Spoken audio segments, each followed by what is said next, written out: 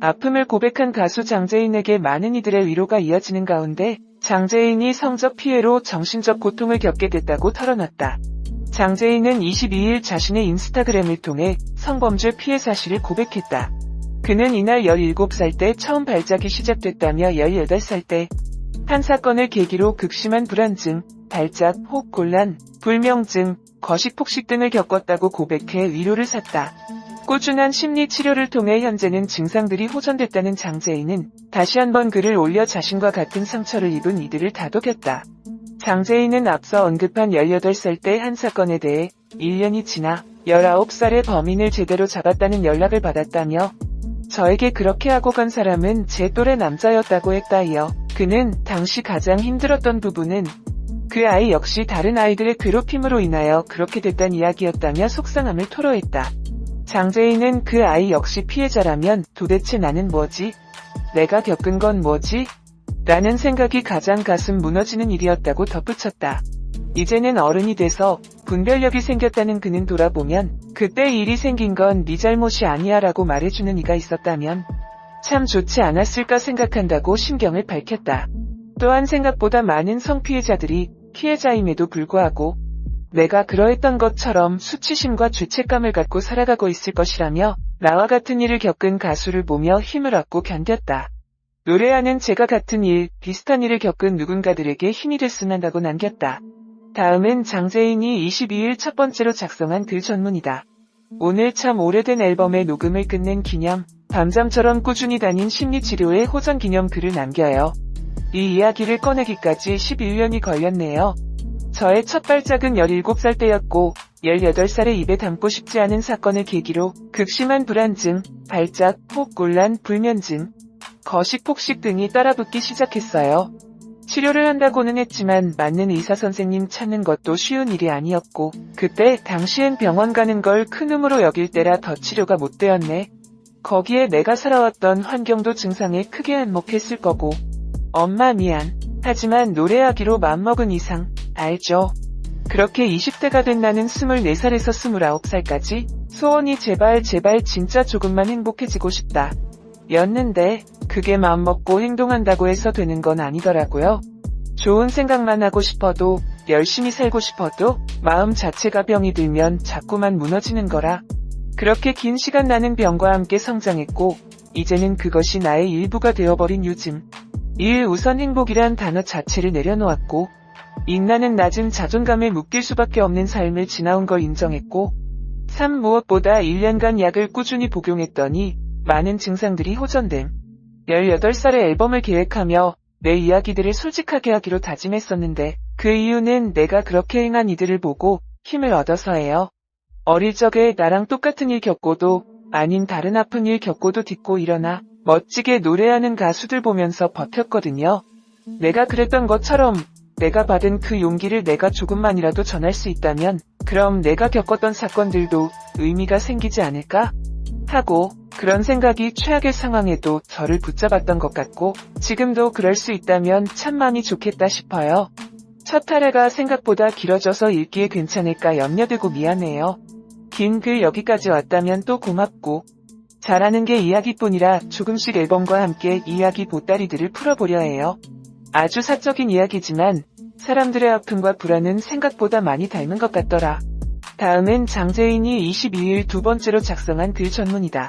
감사합니다. 앨범은 그 사건을 계기로 시작이 됐어요. 그 이후 저는 1년이 지나 19살에 범인을 제대로 잡았다는 연락을 받았었습니다. 저에게 그렇게 하고 간 사람은 제 또래의 남자분이었어요. 그런데 당시 가장 힘들었던 부분은 그 아이 역시 다른 아이들의 괴롭힘으로 인하여 그렇게 됐단 이야기였어요. 한겨울 길을 지나가는 저를 보고 저 사람에게 그리해오면 너를 괴롭히지 않겠다 약속했던가 보더라고요. 이 사실이 듣기 힘들었던 이유는 그렇게 그 아이 역시 피해자라면 도대체 나는 뭐지? 내가 겪은 건 뭐지? 라는 생각이 가장 가슴 무너지는 일이었어요. 이젠 조금 어른이 되어 그런 것에 분별력이 생겼습니다만 돌아보면 그때 일이 생긴 건 네 잘못이 아니야 라고 말해주는 이가 있었다면 참 좋지 않았을까 생각이 들어요.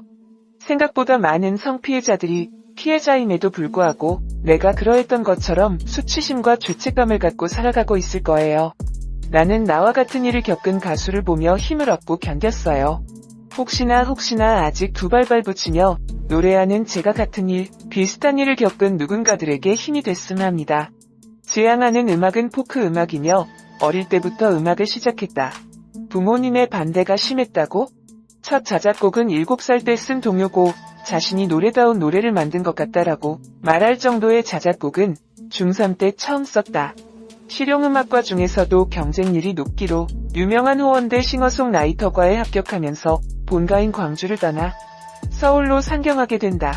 슈퍼스타 K2에 참가하기 전부터 클럽 등에서 제인이라는 예명으로 활동하다가 마음에 맞는 사람들과 제인 밴드를 결성, 슈스케이에 참가하기 전까지 활동하게 된다.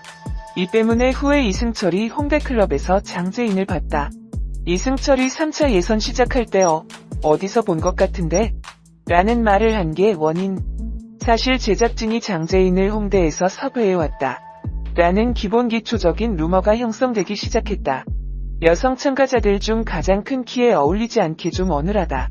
하지만 노래를 부를 때는 180도 변하여 독특하면서도 파워풀한 노래를 보여준다. 그리고 작사, 작곡, 편곡 능력도 수준급. 심성은 착하기 이전에 여려서 본선 무대에서 친한 친구들이 탈락할 때마다 눈물을 감추지 못하는 모습과 중학교 때 같은 남자를 친구랑 같이 좋아하게 됐는데 친구가 좋아하니까 안 좋아하는 척 했다는 등 여러모로 여리면서도 약간은 바보 같은 성격을 지녔다. 하지만 음악적으로는 자기만의 철학이 확고해 보인다. 좋아하는 아티스트는 산울림, 비틀즈, 제니스 조플린, 조니 미첼 등 예전 아티스트이거나 포크 아티스트들. 신데렐라를 라이벌 미션으로 정했을 때 한국 노래는 예전 노래 빼고는 다 모른다고 보시면 돼요라는 말을 할 정도. 정엽이 진행하는 푸른밤에 이승열이 나왔을 때 보조 MC로 출연했는데 방송 내용에서 드러난 걸로 국내 뮤지션에서 이승열도 좋아하나 보다. 듣다 보면 방송용으로 좋아한다는 멘트가 아니라는 걸 느낄 수 있다. 방송에서 장재인과 이승열 둘 다 레이첼 야마가타의 Be Your Love를 불렀는데 장재인은 이승열이 부른 버전을 듣고 팬 모드를 발동시켰다. 남성 팬들 못지않게 여성 팬들도 꽤나 있어서 팬들의 성비는 어느 정도는 맞는 듯. 그리고 팬들의 연령대가 다양한 것도 특징이라면 특징. 별명은 신데렐라, 초식 공룡, 비인, 지리산 거북이, 장띠방. 탑4 중에서는 제일 늦게 갤러리가 생성되었다. 최근에는 갤러리에 인증글을 쓰기도 했다. 하지만 2010년 슈스케이가 끝나고 나서 그녀는 데뷔한 후 소속사만 3번 옮기는 등 방황을 겪었다. 한때 친분이 있던 정원영 교수가 이끄는 루바토행이, 그 후엔 강승윤, 김은비와 함께 YG행이 유력해 보였으나 마지막에는 작곡가 김영석이 새로 세운 키위 엔터테인먼트로 들어가게 되었다. 2012년 3월에 소속사와의 계약이 종료되어서 혼자 활동하다가 전 매니저와의 인연으로 나뭇잎 엔터테인먼트와 계약하였다. 하지만 나뭇잎으로 이적한 이후 근긴장이 상증으로 인해 활동의 차질을 빚었고 2013년 여름에 다시 계약이 만료되었다. 이후 학업에 열중하다가 2013년 12월 3일 슈스케이에서 심사위원으로 인연을 맺은 바가 있는 윤종신의 미스틱 89에 합류했다. 아픔을 고백한 가수 장재인에게